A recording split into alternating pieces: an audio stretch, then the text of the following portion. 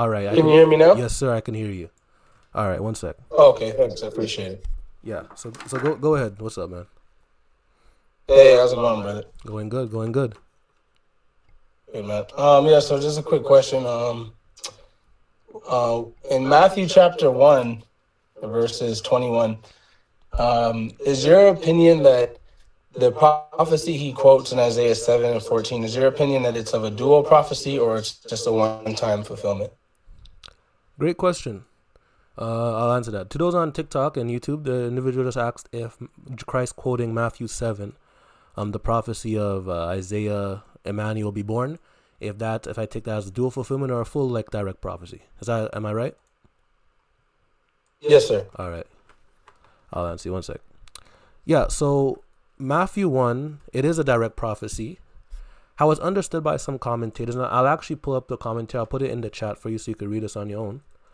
How it's understood is that Isaiah 7 is not a dual prophecy, but a split prophecy. I'll explain what I mean by that. Let me pull up Isaiah 7. So in Isaiah 7, the context is that God has sent Isaiah 7's context is that God has sent Isaiah to speak to King Ahaz to assure him that the kingdoms of Israel and Syria will not take over the land of Israel, that land of Judah, that God will still preserve the house of David in the land of Judah. So it says in verse 10, then Yahweh spoke again to Ahaz, ask for a sign from the Lord your God. It could be as deep as Sheol or as high as heaven.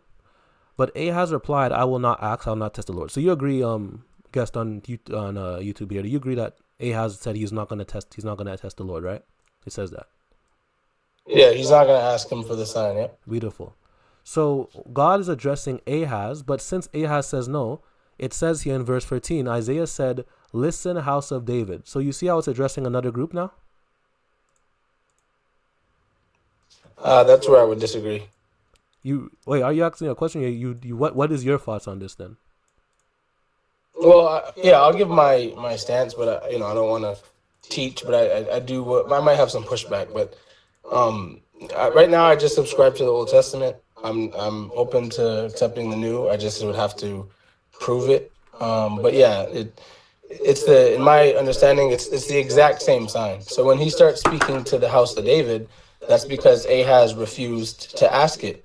But this sign is not just concerning Ahaz, it's for the whole house of David, because as you stated, Samaria and Assyria are about to team up and attack Judah. That concerns the whole house of David, not Ahaz himself. So just because he says, I'm not going to tempt you, now the Lord said, I'll give you the sign myself. It's the same sign concerning what Ahaz was worried about. I don't think it's two different signs. Yeah, so you're right that this sign he would give would be for the house of David in totality. But the thing is that he's in just what the text says, it says he's directly addressing Ahaz first. And then it switches who he's addressing to the house of David. That's the point. That's not even the main point, but I'm just saying that. So the text does switch on who is directly addressing in the text. It starts with Ahaz, then it starts to address the house of David. Going down, can I click this? What's going on? Continuing down, it says here, therefore the Lord himself will give you a sign. See, and by the way, this you here is plural, which is important. It's addressing the house of David, plural. See, the virgin will conceive, have a son, and name him Emmanuel. By the time he learns to reject what is bad and choose what is good, he'll be eating curds and honey. This part from 14 to 15 is a prophecy about Jesus. The reason is because firstly, the name the son will have, meaning what the son will be called, is God is with us, is a name that cannot be called to a regular human. Theophanic names are not an example of that, if that's what you would bring. Theophoric names are not addressing the person as God. They're just praising God. But this name directly calls this individual God. He's with them. And secondly, it's a sign. It's a wonder. It wouldn't be a wonder for a natural woman to have a child, because then that would just be a natural act of nature. But what would be a sign for this nation, what would be a wonder, is if a woman has a child after the unnatural manner, aka a virgin who has not had sexual intercourse, which is what the word almah means in Hebrew. If you disagree, you can talk about that. The sign would be for one who has not had sexual intercourse before, to have a son and for him to be God with us. So that's a sign, which makes it something that cannot be accomplished by Shear-jashub, which is the son that Isaiah has with him at this point. When you continue down, it says, by the time he learns to reject what is bad and choose what is good, he'll be eating curds and honey, meaning this child will grow up, which is Jesus grew up. Then in verse 16, it says, for before the boy knows to reject what is bad and choose what is good. This word for boy here can also is referred to like as a toddler, which wouldn't be able to be used for this child who's not even born. But it says here, before the boy knows to reject what is good, bad and choose what is good, the land of the two kings you dread will be abandoned. The you used in verse 16 is now singular, because it's directly addressing King Ahaz, because this is Ahaz's kingdom currently. But the reason it uses a plural you here is because it's addressing the whole house of David, which will continue after Ahaz. Because the house of David needs certainty that it will not die off. So the certainty is that the whole house of David will continue, because God is giving them a sign of a son who will reign forever, who will be God with them, who conceived of a virgin.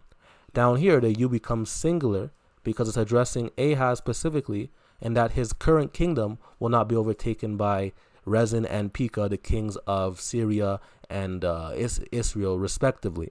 Because this word you here is singular, this you up here is plural, so it's a split prophecy. 14 through 15, 13 through 15 regarding Jesus, and then 16 through 17 in reference, 16 through the rest or whatever, 16 through 17 reference to Shear-jashub, this child with Isaiah. So you can respond to that. Okay, appreciate it. I think, but it sounds like you're saying it's more of a dual prophecy, because you're saying that sign applies to both Ahaz and the first century. So what do you understand dual prophecy? You mean like it has an immediate fulfillment and a future fulfillment, right? That's what you understand by dual prophecy? Yeah, that's what I've always been told, yeah. Yeah, so I'm not saying it has a current fulfillment and a future fulfillment. What I'm saying is that both of them are fulfillment. I'm saying that from 14 through 15, that is specifically future. It's a prophecy. And from 16 through 17, that is for the present time. Because I'm giving out from the text. The words used are different. This you is plural. I could show from the Hebrew. Verse 14 we pulled up on the right side. The you used in verse 14 addressing the house of David is plural. That the house of David will not die out. See, it's masculine plural. The you used in verse 16 is singular because it's addressing Ahaz and his kingdom, that it will not be overtaken by the current threats of Rezin and Pekah. So I'm saying that's a dual prophecy. Like, let me ask you, would it be any sort of sign or any sort of wonder if this, what sign or wonder would it be if a regular woman who's had intercourse has a child? What wonder would that be? How would that be a sign? Yeah, no, I don't take it that the only sign is that the child being born.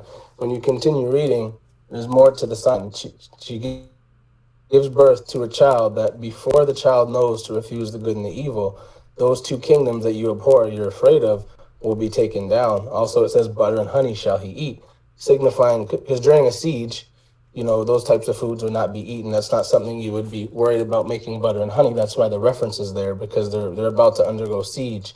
That's the sign, not just someone being born. And then real quick, the problem with what I'm seeing with how you explained it, it's the exact same sign. Like that sign that he said in 14 is the same sign he said he refused to ask the Lord for. It's because then he goes on to tell you that the two kingdoms that you despise will be thrown down. Within 65 years, it says in verse 8, those two kingdoms would have to be taken down. But it's the exact same sign for the same purpose. He told Ahaz, you don't have to worry about these two kingdoms. Ask me a sign, I'll prove it to you. Ahaz says no. But then the Lord said, okay, I'll give you a sign anyway. Hear, O house of David. It's about that exact prophecy. To say that two verses are about 700 years later, and then two verses are for now, it seems like a lot of like adding to the text that you wouldn't see, because again, the sign is for that specific thing of Israel and Assyria coming against Judah. Would you agree? All right. No, I don't agree with you, but I'll tell you why. Firstly, do you agree that the you here that is highlighted in green is a plural? Is in a plural form? Yeah. All right. Do you agree that the you highlighted in blue is a singular? Can you show me? I have the Hebrew on the right side. It says here, for before will know the boy to refuse evil and choose good, will be forsaken the land whose you, personal second person masculine singular. You see that? All right, so this you is singular. So you agree with those. Okay. So the point I was making of that is that it's referring, it'd be a different referent if it's plural and singular, because the singular referent is referring to King Ahaz, because God is giving him a specific sign, of this son who will be born before he rejects that these kings will be abandoned. He's giving him this sign. But with this other passage up here, what's going on is that God is giving them a sign that the house of David, its light will not go out. So the sign for the house of David is that its light will not go out doesn't just extend to Rezin and Pekah, because he has to give them a sign that he will actually fulfill his promise to David that he'll always have a son to sit on the throne. That was 2 Chronicles 7. So the sign here is that a virgin will conceive, have a son, and name him Emmanuel. So my question to you, based on this text, was the woman who gave birth to the son that you believe this is, I'm guessing you think it's Hezekiah or something like that, was the woman who gave birth to the son, was she a virgin? No.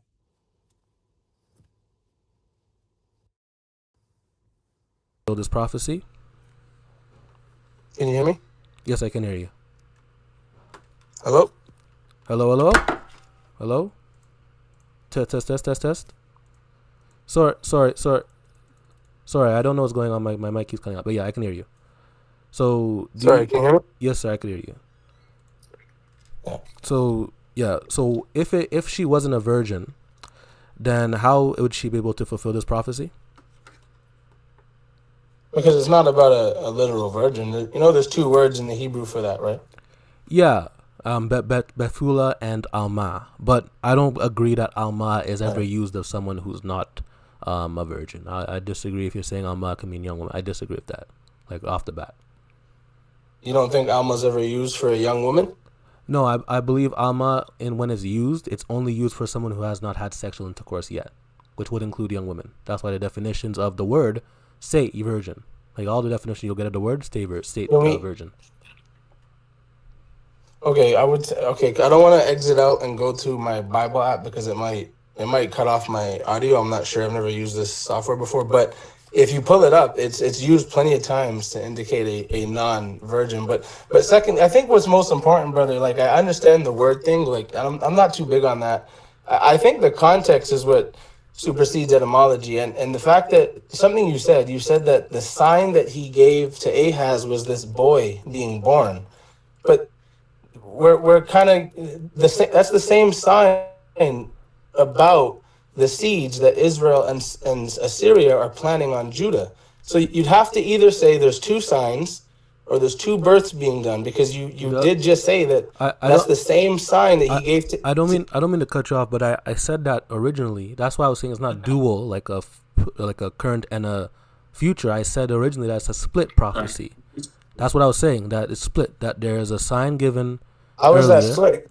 Yeah, because I'm saying that there's a first sign given, which is a virgin, which can't be fulfilled by any regular human, any regular woman who has had intercourse. It has to be fulfilled by a virgin. Walk with me slow. Sorry. Yeah. I don't mean to cut you, brother. I don't, no disrespect. Okay. Walk with me slow.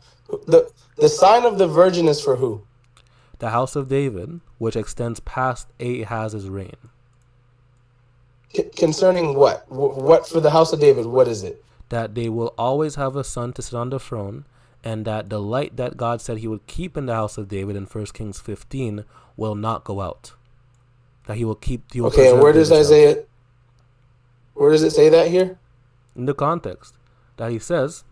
Which context? Verse 4. Let's see, verse 5. Verse 4. Okay. Meet Ahaz. Say to him, calm down and be quiet. Don't be afraid or cowardly because of these two smoldering sticks.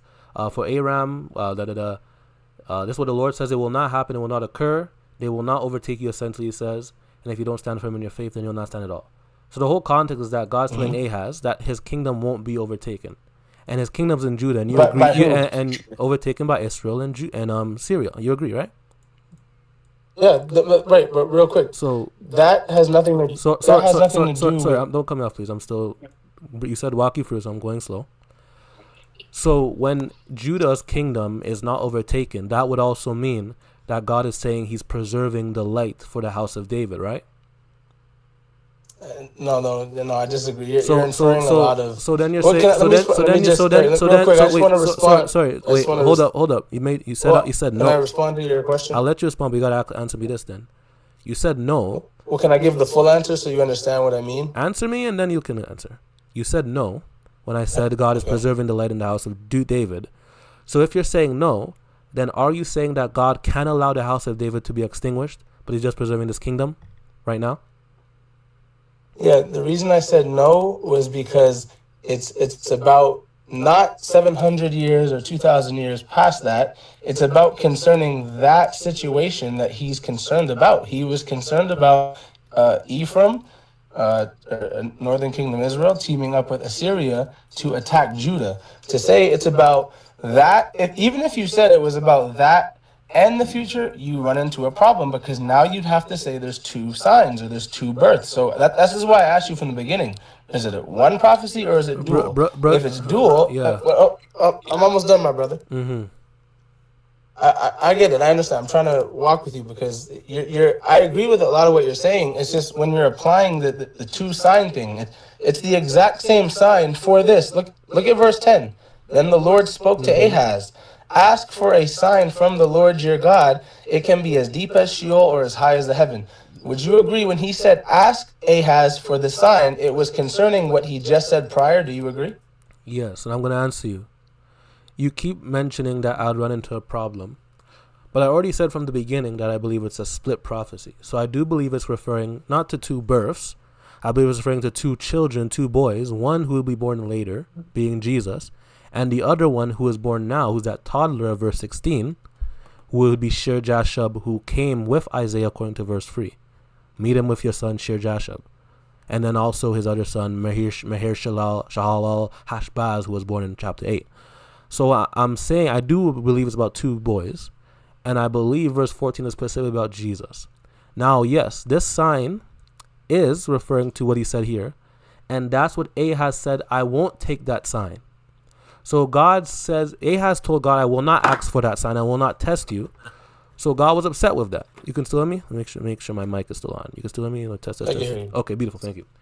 So because Ahaz rejects this sign, then God says he switches the referent to the house of David. So even when you say he's not speaking to the house of David, I disagree even there, because he's speaking to Ahaz's kingdom, current kingdom, but he's also speaking to the whole house of David, because that's literally what he mentions here. So he's speaking about how he won't let the light in the house of David be extinguished. That's why he says he will give them a sign or a wonder to see, that they can know that this won't happen, which is that a virgin, so one who hasn't had sexual intercourse, will conceive, which again wouldn't be able to be attributed to Hezekiah or any other natural born human, because no natural virgin, no current virgin can conceive and have a child. So this prophecy, just with what the Lord says here, cannot be applied to anyone really other than Jesus, because even in what Yahweh says himself through the prophet Isaiah, it eliminates any other natural person from being this virgin, because no virgin can have a child, because you have to have sexual intercourse to have a child.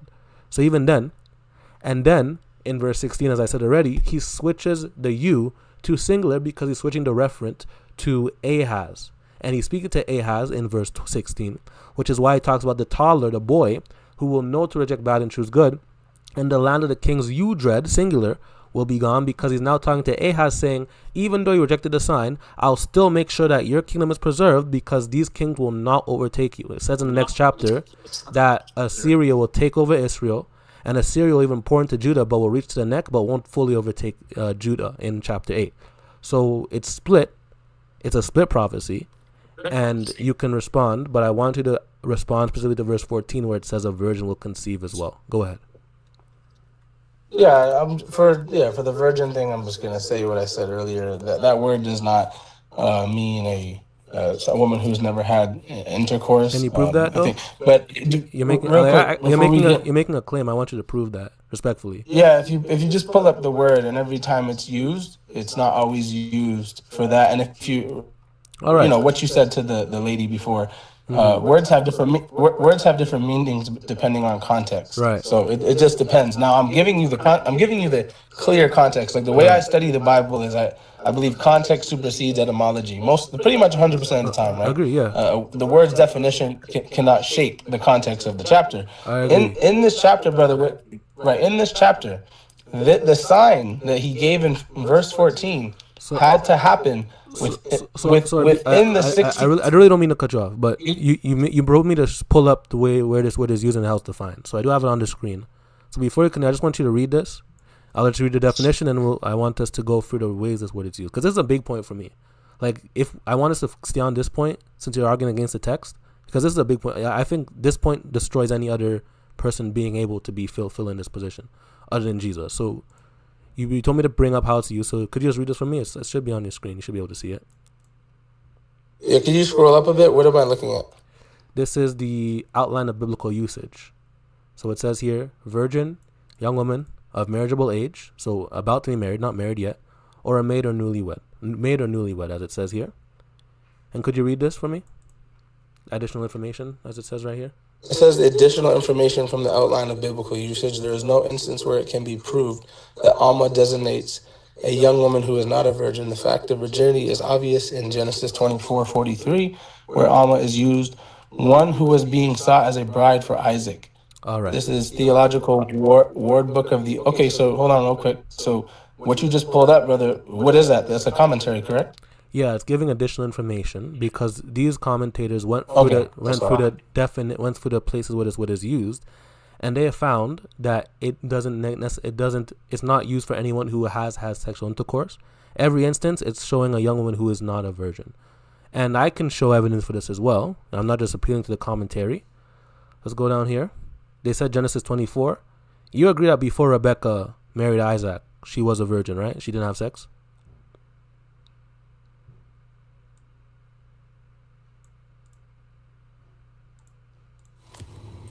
Yeah, sorry, can you hear me? I can hear you. I can hear you perfectly. Yeah. No, I agree. So that's why I said okay. It means both. So wait, it depends on the context. Hold up. But Yeah, I'm going to show you. We're going through it because you said it can be used for a young woman who has had sex. That's what you're saying. You're saying it can refer to one that hasn't had sex, but you're saying then it could also refer to a young woman who has had sex because you're saying it doesn't mean virgin in Isaiah 7.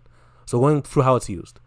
Genesis 24 it's used for Rebecca, who is being sought for Isaac. So do you agree that Rebecca would have been a virgin who didn't have sexual intercourse? In Genesis 24?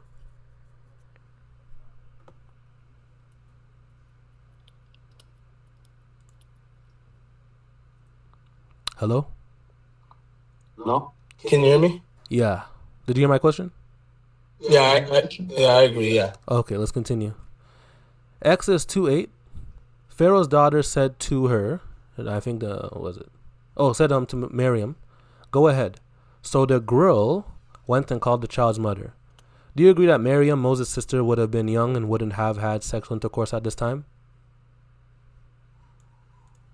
Yeah. All right. Psalm 68:25. The singers went on, the musicians after them, in the midst of the young woman, or it can be translated virgin, in the midst of the young woman beating tambourines. Does the text here explicitly state that these are people who had sexual intercourse? No, it doesn't say. All right. Proverbs 30, verse 19. It's talking about the words of Agrior, I believe. His words. And he's making a proverb here. He's saying these things I don't understand. These things are wonderful to understand.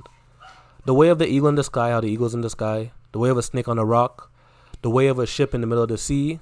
And the way of a man with a virgin. Do you agree that it doesn't necessitate anybody who had intercourse, but it's talking about like a newlywed in this proverb? Yeah, so let me just respond fully. So brother, what you're doing is you're going down the line of verses, which again, hold on, pause, brother.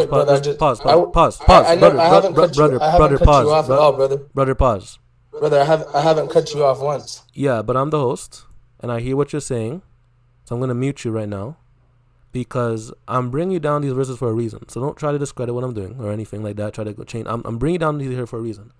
Because my whole point of this is that if it says virgin and it means what it says, which is a one who has not had intercourse, then it's talking about one who has not had intercourse, which means it cannot be Hezekiah or anybody other than Jesus spoken of here. So since you're contesting that point and you're saying it can mean one who has had intercourse, I'm bringing you down the verses to see if in any instance where it's used is referring to one who's had intercourse. So then we could see if your view of it being able to be used for one who has had intercourse fits with Isaiah 7 and fits the context of how the word is used. That's why we're going through it. So we're still going. Don't cut me off until after I go through these passages with you, all right? And then I'll let you respond. It's not that I'm not trying to let you respond. We're just going through the passages. So, you know what I'm saying? Let's go through it. Let's see if it could actually mean one who is who has had intercourse, or if it fully means one who has not had intercourse, if that's literally what the word is referring to. So you can unmute. I'm going to continue reading, though, because I was not finished. I just want a yes or no for each of these, and then I'll let you respond. Song of Solomon 1 verse 3. Your oils have a pleasing fragrance. Your name is like purified oil. Therefore, the young women love you. Would you agree that this text does not necessitate that they've had sexual intercourse?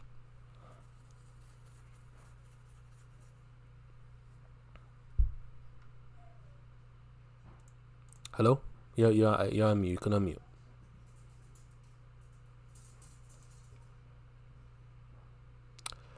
Hello? Hello? Brother on YouTube. Are you talking? I'm gonna click on mute. Are you there? Yeah, you have to unmute me. Oh, I have to unmute you. Okay. I didn't know. My fault. All right, so I'm gonna finish. I'll let you respond, but I'm just gonna go through these first, and then I just want to yes or no for these. So I was asking, do you agree that this passage does not necessitate that these virgins or these young women had sexual intercourse? No, I disagree. So you believe that it does necessitate that they have had sexual intercourse? Like I was telling you earlier, it can, because the word can be used for both instances. So it's ambiguous. To say it's one or the other would be dishonest. So no, I said, you didn't hear my question. I said, do you agree that it doesn't necessitate that they've had intercourse? I agree that text doesn't. It can, because Solomon. Oh, you're saying it does necessitate that they've had intercourse? It can, because Solomon had many wives, many of them of young marriageable age. So it can mean the ones who love him, it could be very well his wives. So you're saying, when I say necessitate, what I mean is that it must mean this. So you're saying it must mean here that they've had intercourse? See, that's my point, brother. That's my point. It can be ambiguous. It can. So you're saying so that's why I said necessity. You can't say these are not. You can't say these are women who have never had sexual intercourse. Brother, I'm asking you is it that's what I'm asking basically. Is it saying they are, or did it just it's a possibility? That's basically it's saying it's a possibility, right? That's my point. Yeah. Okay, so that means that it doesn't necessitate, which is what I was saying. It doesn't necessitate, and it doesn't necessitate for your position either, correct? In this context, yes, it doesn't necessitate it. But I'll prove why. Thank you. So, this point is mute, brother. No, it's not. Because I'm not done. I'm not done. That's why I'm saying it's not mute. Can we get back to the context of Isaiah 7? Nope, because I brought up this point. I'm still I'm still speaking on the point, brother. This is Isaiah 7, the word virgin. So you've seen where every time it doesn't necessitate either. Hold up. So we've gone through it. And you have Isaiah 7 and you have Song of Solomon 6. So you've seen that every time where it gives us information about these people directly, it's referring to virgins. And the only other times we have the word used here is just ambiguous. So that would mean from the evidence we have of this word being used in the biblical text, when it's actually used of a person we can know, it's used of them being someone who has not had sexual intercourse. So that's why when it's translated as virgin, and whenever it's given as definition, the definition is always given as virgin. So I'm going to ask you, what is your evidence to say that in Isaiah 7 verse 14, it is not talking about a woman who's had sexual intercourse? You can go ahead. The context of Isaiah 7. So if we go back, when you said that you agree the son, there's two sons. Let me ask you a question. Where'd you get the idea from Isaiah 7 there was two sons? Which verse? Yeah, verse 3, verse 13, 14, and 16 through 17. Verse 3 Beautiful, because, beautiful. So, yeah. real quick, so brother, that means you agree 14 is about another son before Jesus Christ. Yes or no? No, it's about Jesus Christ, and 16 and 17 are No, you about said it was two Shear-jashub. sons. You said it was two sons, brother. So let me tell you what two sons it is. One is Jesus, and the other is Shear-jashub. That's what I said. Right. So I know that. I heard you. So that means you agree 14 is about two sons, one before Jesus and Jesus. Is that correct? No. I believe You that. just said it's about two sons. I didn't. Can I tell you what I said? Let me tell you. Yeah. This is it is right there, brother. You're gonna run. You're gonna let me respond to you. I'm right here. Okay, so let me tell you what I said then. I said the context is about two sons, and I told you which verses. 3, 14, 16, and 17. Because as I said even in the beginning, 16 and 17 is about one son, Shear-jashub, and 14, 15, 13 are about another son being Jesus. So I'm not saying verse 14 is about two sons.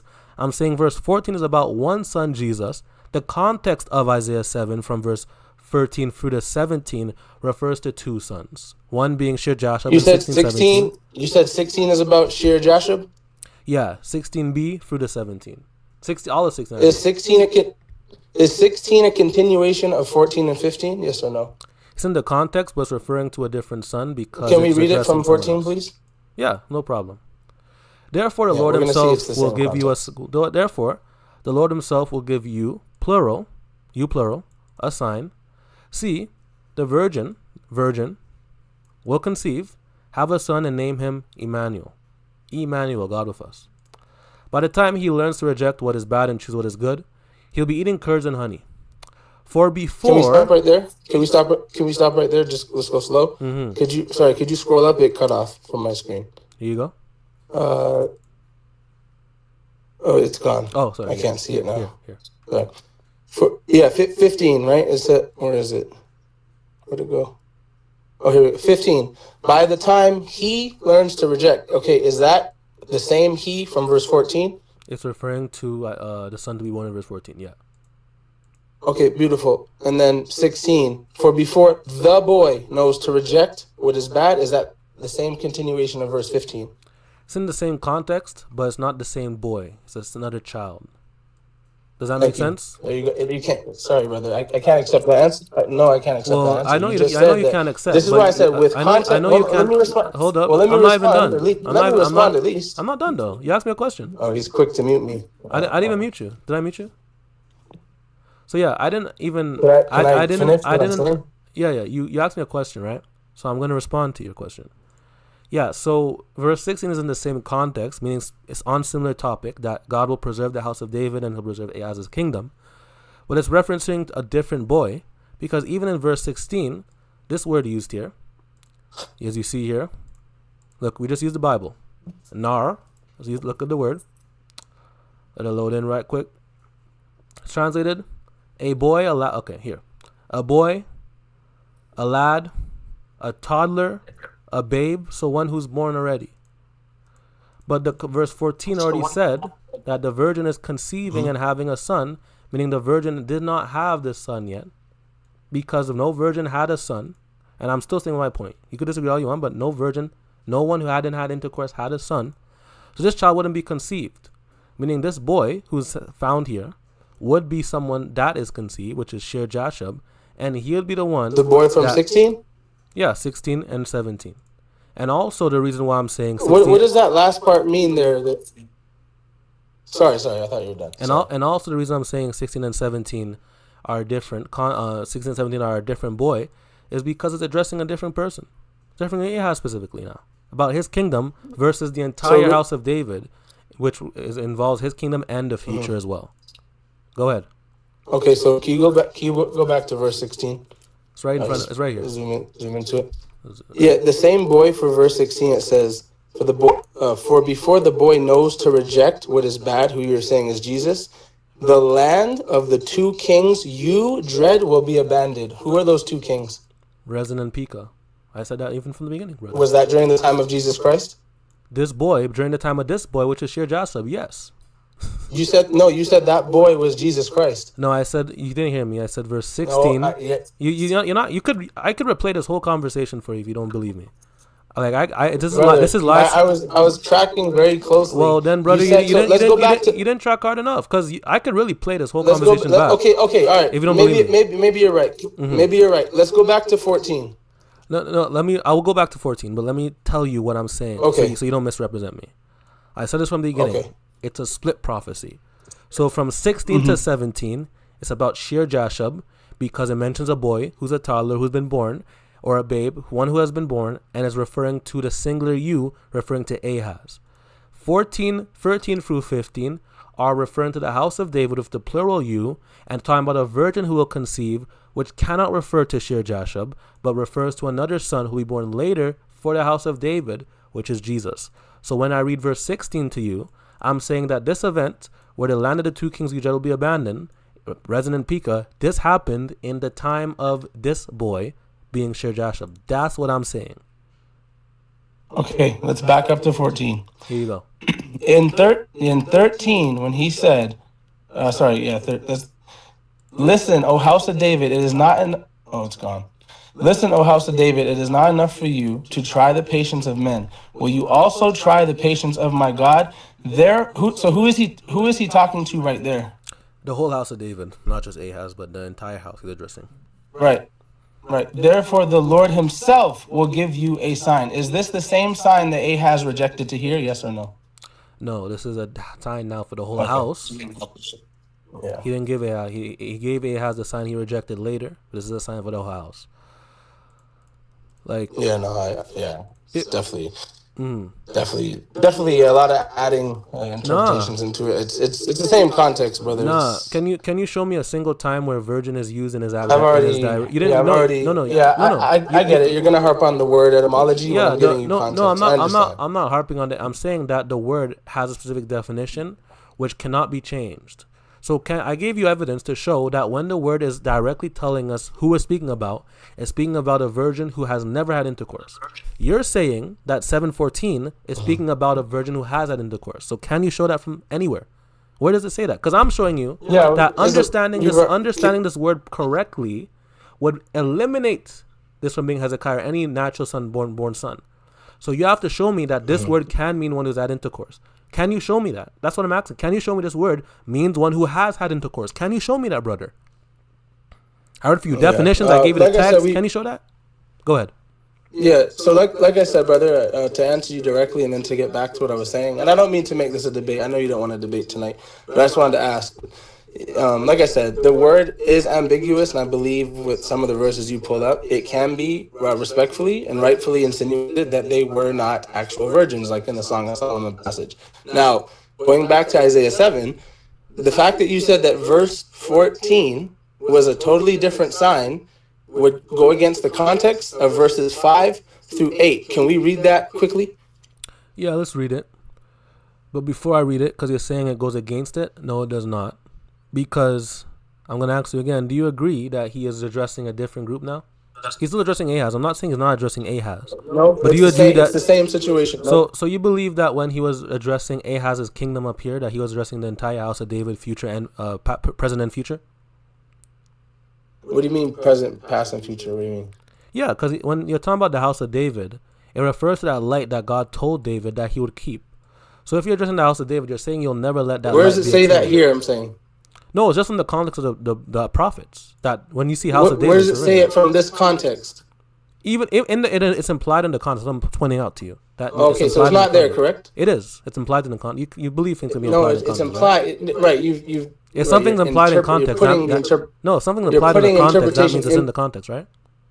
There's nothing in the context that talks about a light to future generations. It's about the immediate threat. Who's the house of David? Hold on, real quick. It's about the immediate threat of Assyria and Israel coming against Judah. That's why he then goes on to speak to Judah. Who's this house of David? I'm almost done, brother. Sir, you're moving away from my main question. Who's this house of David? I'm answering you. So give me. That's what I was literally answering. I want a direct answer. Just who's this house of David? The house of David is the kingdom of Judah. So that's what I'm saying. Right. This threat is not this. Real quick, the threat was not Assyria and Israel saying, hey, Ahaz, we're coming to kill you directly. No, the threat was, if you read it, they were coming to besiege Jerusalem, to overthrow the kingdom of Judah. That's why the leader of the kingdom of Judah, Ahaz, when he rejects the sign, the Lord says, no problem. I'm going to give you the sign myself, O house of Judah, because that's that's who's being threatened, not just Ahaz. So that your interpretation of, you see it split, would be stripped of the context of what is going on. And I'm trying to show you 14 is the same sign as verses 15 and 16 that this child is supposed to show. Yeah, so I never said that they're coming to just unalive Ahaz. I never said that. I'm not implying that. That makes no sense. I agree. But I agree that it's referring to Ahaz because it's talking about his current kingdom. The reason I'm saying that it switches the speaker is because he addresses now the house of David. And when he addresses them, he uses the plural you. But when he addresses Ahaz directly, he uses the singular you. So let me ask you, if it was always referring to the same sign and it was always referring to the whole house of David, why does God switch why does he switch the tense in which he uses the word you here? Why does he switch it if he's referring to the entire house of David the whole time with the same sign? What reason would there be to switch the tense? Can you tell me? Yeah, right. And I answered this because he's speaking to Ahaz, who was the king of the house of Judah. He says, I won't do it. I'm not going to ask the sign. The threat of what the sign is for the whole kingdom of Judah, not just Ahaz and not kingdom of Judah separate from Ahaz. It's for all of them. So now, yes, I have no problem with you saying that the words in the grammatical sense are different, plural and singular. That is not my contention. No, I'm gonna cut you off.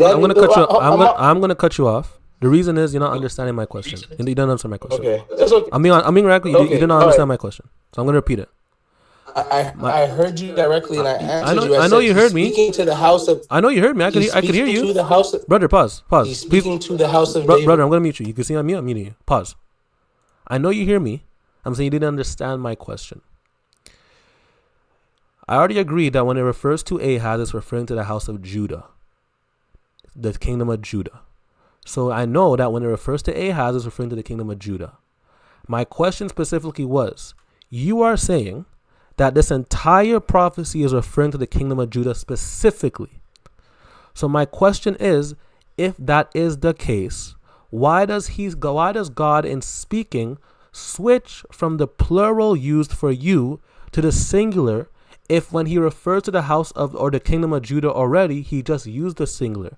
What reason would there be for him to switch to the plural word for you if he's referring to the same group, the same kingdom of Judah, ruled by Ahaz in this time throughout the entire context? That's my question. What reason would there be to switch from plural to singular if when he used singular, he was still referring to the kingdom of Judah that was ruled by Ahaz? Give me that reason. That's what I'm asking. Go ahead.